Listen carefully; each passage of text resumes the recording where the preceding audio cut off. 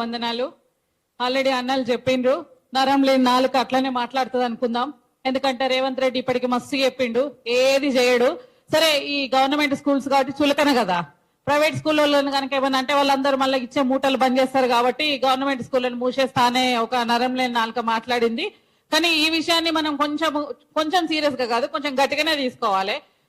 ఇప్పుడు integrated schools ఏదైతే పెడతామన్నారో, Osmania students గా, కేయూ స్టూడెంట్స్ గా మమ్మల్ని విద్యార్థి నాయకులుగా పిలిచి లోకల్ ఎమ్మెల్యేలు అడిగిండ్రు, రేవంత్ రెడ్డి ప్రభుత్వం ఈ ఇంటిగ్రేటెడ్ స్కూల్స్ పెడతామంటుంది, ఈ భూములల్లో మీ అందరికి ఓకేనా అన్నారు.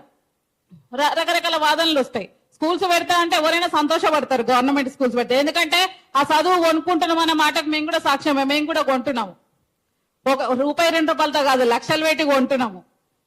కొంటున్న వాళ్ళకు విలువ లేదు, కొంటున్న స్కూల్స్ మీద ఒక నియంత్రణ ఉండదు. పోనీ గవర్నమెంట్ స్కూల్ని ఏమైనా ఉద్ధరిస్తారంటే అది కూడా లేదు. ఇంటిగ్రేటెడ్ స్కూళ్ల విషయంలో మమ్మల్ని విద్యార్థి నాయకులను పిలిచినప్పుడు 2 రకాల వాదనలు. ఉన్న స్కూల్స్ బాగు చేయి, సరే కొత్తది పెడతాంటే మాకు తర్వాత ఏమర్థమైందంటే ఈవెన్ ఉస్మానియా భూములు కానీ యూనివర్సిటీ ఉన్న భూములు కూడా లోకల్ ఎమ్మెల్యేలు కొట్టేయడానికి ప్లాన్ వేసిర్రు.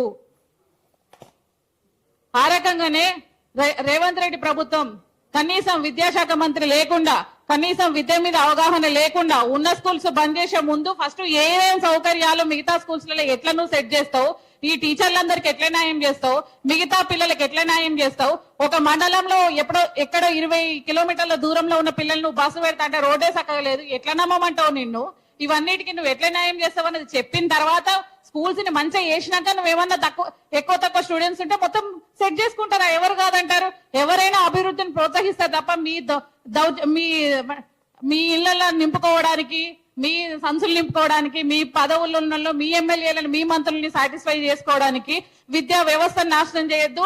మీరు చేసే పిచ్చి పనుల వల్ల ముఖ్యంగా ఎస్సీ ఎస్టీ బీసీ పిల్లలు ఒకేటైతే బాలికల విద్య పూర్తిగా నాశనం అవుతుంది. ఎడ పంపిస్తారు 20 కిలోమీటర్లు 30 కిలోమీటర్లు అంటే కొంచెం కూడా సోయి లేకుండా మాట్లాడుతారు. ఆ ఫీజు రియంబర్స్మెంట్ ఎత్తేస్తా అంటాడు. జీవో నెంబర్ 7 గురించి మొన్న మేము ఎడ్యుకేషన్ డిపార్ట్మెంట్ స్కూల్ డైరెక్టరేట్ దగ్గర ధర్నా చేసినాము. అక్కడ ఆదిలాబాద్ జిల్లా నుంచి జన్నారం మండలం నుంచి సర్పంచ్ ఉప సర్పంచ్ వచ్చి 6 నెలలుగా గవర్నమెంట్ స్కూల్ పర్మిషన్ కోసం ప్రయత్నిస్తున్నారు. గవర్నమెంట్ స్కూల్ డిపార్ట్మెంట్ పర్మిషన్ ఇస్తలేదు. మేము మా నిధులతో మేము చేసుకుంటాము, మా పిల్లలు చదువుకుపోతలేరు, మేమంతా ఆదివాసీల పిల్లలు ఉన్నారు, దయచేసి స్కూల్ పర్మిషన్ అన్నట్టు కూడా ఇస్తలేదు. కానీ ఈ ముఖ్యమంత్రికి పోయి ఆ ఇంటర్నేషనల్ స్కూల్ ఓపెనింగ్ కి టైం దొరుకుతుంది. 3 ఏళ్ళు అవుతుంది వచ్చి ఫీ రెగ్యులేషన్స్ తీసుకురావడానికి టైం దొరకలేదు. ఇక ఇక్కడ ఉన్న ఉస్మానియాలో ఆ 3 ఏళ్ల క్రితం ఆ కానిస్టేబుల్ ఆస్పిరెంట్స్ ఏజ్ రిలాక్సేషన్ కోసం జీవో నెంబర్ 46 తెలంగాణ ఎందుకు కొట్లాడి సచ్చినమో గాని నిరంతరం బతుకు పోరాటము, ప్రతి క్షణం ఇప్పటికి కూడా కొట్లాడుకుంటూనే కూర్చుంటాం.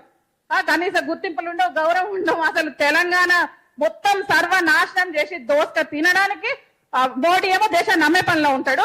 ఆయనను అనుసరిస్తూ ఈయనేమో మొత్తం ప్రైవేటైజ్ చేస్తూ కార్పొరేట్లకి వాళ్ళకందరికీ న్యాయం చేకూర్చడానికి బాగా ప్రయత్నిస్తున్నారు. రేవంత్ రెడ్డి ప్రజల ఓట్లు అన్నది మర్చిపోకు.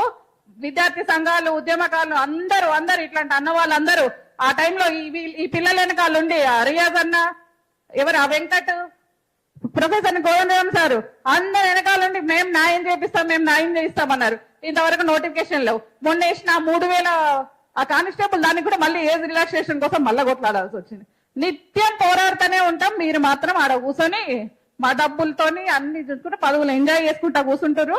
ఇది పద్ధతికి లేదు. రేవంత్ రెడ్డి అనవసరంగా నరం లేని నాలుగు ఇచ్చిన స్టేట్మెంట్లు మార్చుకో, అభివృద్ధి చేసి చూపించి నువ్వేమన్నా చర్యలు తీసుకో.